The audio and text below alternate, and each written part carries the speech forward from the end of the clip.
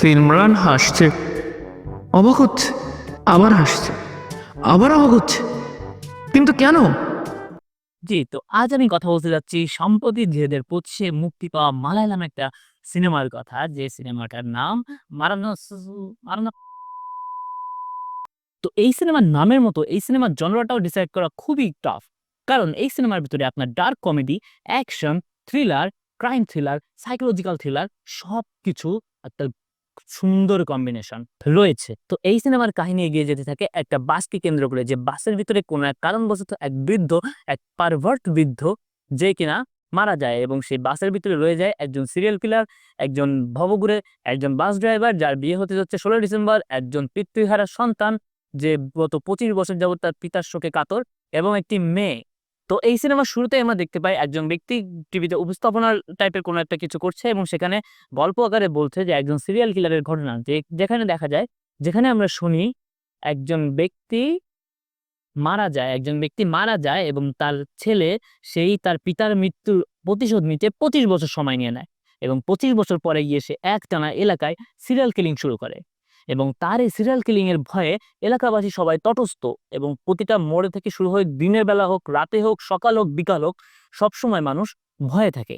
তো আমাদের এই সিরিয়াল কিলারের একটা সিগনেচার স্টাইল রয়েছে, সেটা হচ্ছে উনি ৭০ এর বেশি বয়স যেসব বুড়াদের, সেসব বুড়াদেরই হত্যা করবেন। নানাভাবে তাদের মুখে নানা রকম দাগ ফেলে দিবে এবং মারা হয়ে গেলে তাদের মুখের ভিতরে কলা ঢুকিয়ে দিবে। অবশ্যই সত্যিকারের কলা। তো পুলিশের ঘাম ছুটে যেতে থাকে যে এই সিরিয়াল কিলারকে তারা কিভাবে ধরবে। সন্দেহের বশে তারা আমাদের এই সিনেমার অন্যতম একজন চরিত্র, আমাদের ব্যালেন্সিং স্টার বাসিল জোসেফকে প্রথমেই সন্দেহজনকভাবে গ্রেপ্তার করে। তখনই আমরা বাসিল জোসেফ সম্পর্কে একটা মজার ঘটনা জানতে পারি। সেটা হচ্ছে এই বাসিল জোসেফ ব্যক্তিটা, যার নাম এই সিনেমাতে লুক, তার গার্লফ্রেন্ড তাকে বলে। লোকাচান। তো এই ব্যক্তিটা এতটাই এলাকাবাসীকে মানে বিরক্ত করেছে জীবনে, যার জন্য এলাকাবাসী সবাই মিলে চাঁদা তুলে ১৬ লক্ষ টাকার মতো ম্যানেজ করেছে, যার ফলে একে এই দেশ ছাড়া করে চেকোস্লোভাকিয়ায় পাঠিয়ে দিতে পারে। সে একের পর এক অন্যায় করতে থাকে। সে বাচ্চাদের পড়াশোনার চাপ কমিয়ে একটু রিল্যাক্সে থাকার জন্য স্কুল স্কুলে আগুন লাগিয়ে দেয়। সে এলাকার পঞ্চায়েতের প্রধানের ইন্টারনেট ঘেঁটে ইন্টারনেট স্টোরি বের করে সেটা এলাকার মাঝখানে, রাস্তার মাঝখানে পোস্টার হিসেবে টাঙিয়ে দেয়। এমন নানাবিধ রকমের অন্যায় কার্যক্রম, এরকম নানাবিধ রকমের শয়তানি ফাজলামি করতে থাকে সে। যার নির্যাতনে বিরক্ত হয়ে এলাকাবাসী এরকম একটা সিদ্ধান্ত নেয়। তো তাকেই প্রথম সিরিয়াল কিলার হিসেবে পুলিশ গ্রেপ্তার করে এবং অবশেষে পুলিশরা যখন জানতে পারে যে এই একটা পিস, তখন পুলিশরা বাধ্য হয় তাকে ছেড়ে দিতে।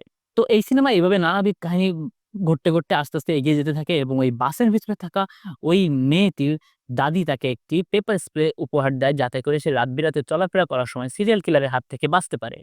এদিকে বাসের ভিতরে থাকা এক বুড়া, যার নাম কেশবান ক্রু, সে একজন এক্সট্রিম লেভেলের পারভার্ট। সে বৃদ্ধ বয়সে এসে অতিরিক্ত পারভার্ট হয়ে গিয়েছে এবং নেশারি হয়ে গেছে। তার অত্যাচারে তার ছেলে তাকে বৃদ্ধাশ্রমে রেখে আসে এবং এই ব্যক্তি বৃদ্ধাশ্রম থেকেও পালিয়ে চলে যায়। পালিয়ে গিয়ে এই বাসে উঠে এবং বাসে একের পর এক অপকর্ম ঘটাতে থাকে এবং এক পর্যায়ে যখন এই মেয়েটার পাল্লায় পড়ে, তখন এই মেয়েটা ওই বুড়োর চোখে পেপার স্প্রে মেরে দেয় এবং যার ফলে ওই বুড়া এখানে মারা যায়। আর তখনই গল্পে নতুন মোড় নেয়। এই লাশ নিয়ে তারা এখন কি করবে? তারা যদি এখন এই লাশটাকে নিয়ে পুলিশের কাছে যায়, তাহলে তারা সবাই ফেঁসে যাবে। বাসে থাকা ড্রাইভার, হেল্পার এবং ওই মেয়ে সহ সবাই ফেঁসে যাবে। এদিকে কেউই চাচ্ছে না ওই মেয়েটাকে ফাঁসিয়ে দিতে।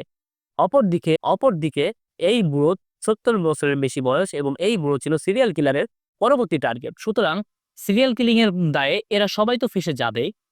পাশাপাশি ওই বাসে থাকা সেই কুমার, যার সঙ্গে এই বুড়োর একটা বারে মদ খাওয়ার সময় দেখা হয়, সেই ব্যক্তিও ফেঁসে যাবে। সুতরাং সবাই মিলে পুলিশের কাছে যাওয়াটাকে কোনোভাবে বুদ্ধিমানের কাজ বলে মনে করেন। তো এরপর দেখতে পাই আমরা কোনোভাবে তাদের এই বাসে এসে আরো একটা উটকো ঝামেলা যুক্ত হয়। সেটা হচ্ছে আমাদের সেই ব্যালেন্সিং স্টার বাসিল জোসেফ। তাকে আমি কেন বারবার ব্যালেন্সিং স্টার বলছি, সেটা আপনারা মুভিটা দেখলেই জানতে পারবেন। তো এইভাবেই মুভিটা এগিয়ে যেতে থাকে। এই মুভিটা দেখার সময় আসলে আমি অনেক বেশি হাসছি, অনেক বেশি হাসছি। কারণ এরকম ডার্ক কমেডি সিনেমা খুব কমই দেখা হয় আমার।